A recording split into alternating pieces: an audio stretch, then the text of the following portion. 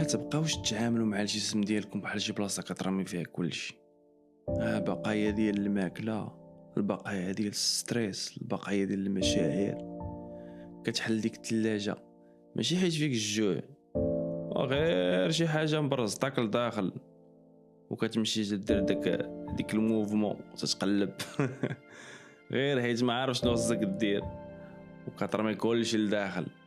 لكن سمعني، المعده ديالك راه ماشي سله ديال الزبل، راه ذكاء حي.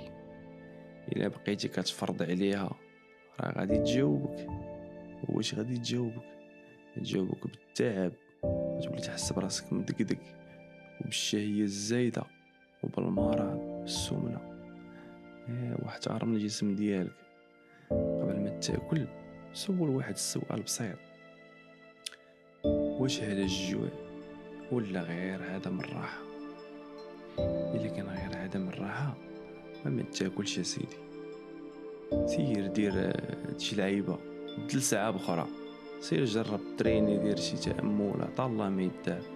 راه الماكله ما غاديش تهضم لك ديك المشاعر اللي كتحس بهم، ولكن البريزنس، الحضره، الحضور هو اللي يقدر يهضم لك داكشي. هو كون حاضر ناظر.